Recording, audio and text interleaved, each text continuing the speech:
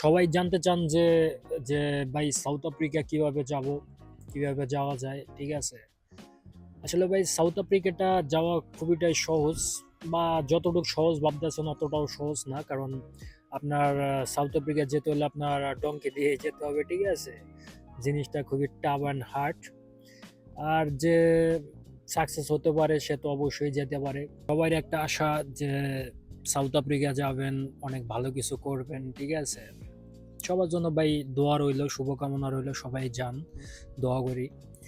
আহ, কিছু কিছু ভাই ব্রাদাররা জানতে চান যে যে কিভাবে সাউথ আফ্রিকা যাওয়া যায় বর্তমানে 2026-এ এসে। আসলে ঢোকাটা খুবই ইজি, যদি চান আপনারা ভাইঙা ভাইঙাও যাইতে পারেন, বা যদি চান যে না আপনারা ডাইরেক্ট যাবেন সেই প্রসেসিংও আছে। শুধু আপনার উপর ডিপেন্ড করবে যে আপনি কিভাবে যেতে চান, বুঝছেন? আহ, ধরেন আপনি ভাইঙা ভাইঙা যাইবেন, জাস্ট একটা এক্সাম্পল, আমি যেরকম ভাইঙা ভাইঙা গেছিলাম, আমি ফার্স্ট বাংলাদেশ থেকে ইন্ডিয়ায় গেছি। ইন্ডিয়া, আমি কলকাতায় ছিলাম, আমি যেমন বেনাপোল দিয়ে আর কি বাইপথে আর কি ইন্ডিয়া গেছি। ইন্ডিয়া যা যাই আমি কলকাতায় আমি ছিলাম প্লাস মাইনাসে 11 থেকে 12 দিন। এটা বলতেছি ভাই 2017 সালের কথা, ঠিক আছে? তখন আমি এইভাবে যাই, রওনা দিই। তারপরে যেমন ইন্ডিয়া যে কলকাতায় যে প্রায় 10-12 দিন ওরকম ছিলাম। ওইখান থেকে পরে গেলাম আবার দিল্লি, নিউ দিল্লি তো প্লাস মাইনাসে 11 থেকে 12 দিন ছিলাম, ঠিক আছে? এই আর কি আমার যাত্রা শুরু। তা ধরেন 22-24 দিন ওইখানে ছিলাম ইন্ডিয়া। ওইখান থেকে রওনা করলাম আল্লাহর নাম লইয়া, মনে করেন ইথিওপিয়া, ঠিক আছে?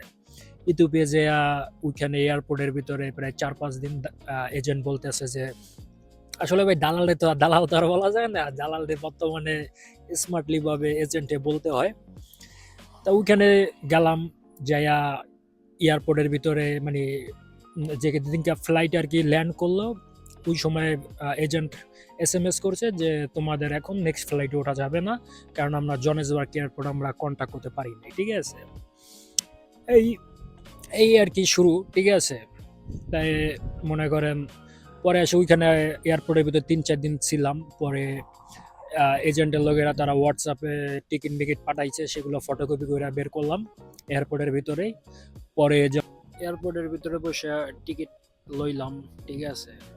টিকিট এজেন্ট পাঠাইলো, পাঠানোর পরে সেগুলো ফটোকপি করে বের করলাম। ওইখানে প্রায় আমার 7-8 ডলারের মতো আমার খরচ হয়েছিল, ঠিক আছে? পরে কি আর করার, টাকার দিকে তো তাকালে তো হবে না, উদ্দেশ্য তো যাইতে হবে। এই যেমন পরে ধরেন ওইখান থেকে রওনা দিলাম জনেসবার্গ এয়ারপোর্ট, ঠিক আছে? জনেসবার্গ এয়ারপোর্টে যে নামলাম, ওইখানে আর কি ট্রানজিটের জন্য আমরা নামছি, কিন্তু আমাদের মেইন লোকেশন ছিল আপনার লিসুতু, ঠিক আছে? মানে নেক্সট ফ্লাইটে আবার লিসুতু আবার চলে যাবো, আবার লিসুতু থেকে পরে আবার বাই পথে যেমন আর কি জনেসবার্গে আবার ব্যাক আসবো, ঠিক আছে? এটা হলো আর কি আমাদের প্ল্যান। তো প্ল্যান মতন আর কি রওনা দিলাম, জোহান্সবার্গ এয়ারপোর্টে নামলাম। কালু মামায় কয় ডলার দে, ঠিক আছে? Give me dollar. তো ওই সময় তো ওরকম ভাবে ভালোভাবে অতটা ইংলিশ বুঝতাম না, ইংলিশে কথাও বলতে পারতাম না। যাই হোক, এখন মানে ওই সময় চাইতে বর্তমানে ইংলিশ খুবই আপডেট আমার, ইনশাল্লাহ। তো এই আর কি, ইনশাল্লাহ এইভাবে ওইখান থেকে বের হয়ে গেলাম। বের হয়ে চলে গেলাম আহ, মানে মানে একজন কালি আর কি আসছিল। সে আমরা বিমান থেকে নামার আগেই সে কালি গেটের সামনে, বিমানের গেটের সামনে আইসা দাঁড়াইছে। মানে মানে অলরেডি ধরেন আমাদের ছবি তার কাছে আর কি অলরেডি পাঠাইয়া দেওয়া হয়েছে, এজেন্টের লোকেরা পাঠাইয়া দিছে, ঠিক আছে? তো ছবি দেখে আর কি আমাদের সেম ড্রেস, ঠিক আছে, সেম ছবি, ওইভাবে আর কি আমাদের রওনা দেওয়া। পরে এসে আমাদেরকে মানে ইশারা দিল, যে বলতেছে যে মানে মানে চোখের ইশারা আর কি বলতেছে যে ফলো করো, ঠিক আছে? এই আর কি তারে ফলো করতে করতে করতে করতে নিয়ে গেল জনেসবার্গে। ইসে আপনার ওইখানে একটা স্টাম্প আর কি করা লাগে, মানে ইমিগ্রেশন স্টাম্প। মানে ওইটা আর কি যেমন আর কি মানে লিসুতে যাইতে হলে একটা ট্রাভেল পাস আর কি নেওয়া লাগে, ঠিক আছে? এটা আপনাদেরকে বলে দিই, বুঝতে সুবিধা হবে। পরে ওইখান থেকে স্ট্যাম্পটা নেওয়ার পরেই যেমন আর কি আমাদের বোর্ডিং পাস তো অলরেডি আমরা ইথিওপিয়া থেকে নিয়েই নিছি, ঠিক আছে। পরে ওইখান থেকে বিমানের গেট বললাম যে আমাদের বিমানের গেট দেখায় দেয়, দেখায় দিল, ওইখানে যা বয়া রইলাম। বিমান আসলো, উঠলাম, ঠিক আছে, ছোট্ট একটা বিমান। আর লিচু তো দেশটা খুবই ছোট, ঠিক আছে।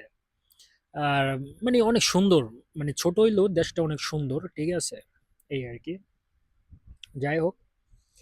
পরে এইভাবে আর কি উঠলাম, চলে গেলাম, যাওয়ার পরে ওইখানে মানে বিকালবেলা মানে দুপুরবেলা যে ওই দেশে যে নামছি লিসুতো।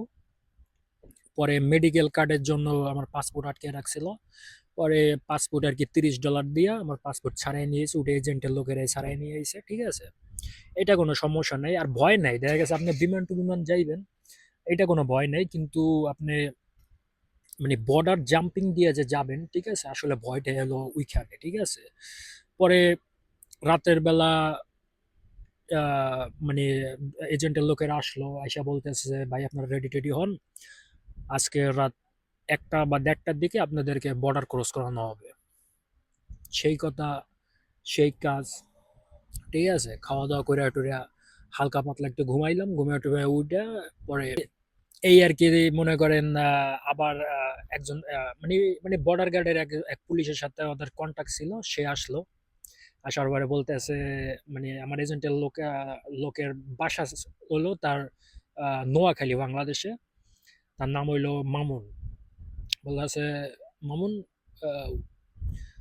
ফার্স্ট ফার্স্ট, ঠিক আছে, মানে ধরেন আমাদেরকে ফার্স্ট ফার্স্ট গাড়িতে উঠাইলো। উঠানোর পরে বলতে মানে গাড়ি 100 টান, ঠিক আছে, টানতে টানতে মনে করেন প্রায় 20 মিনিটের ভিতরে বর্ডারের কাছে নিয়ে এলো।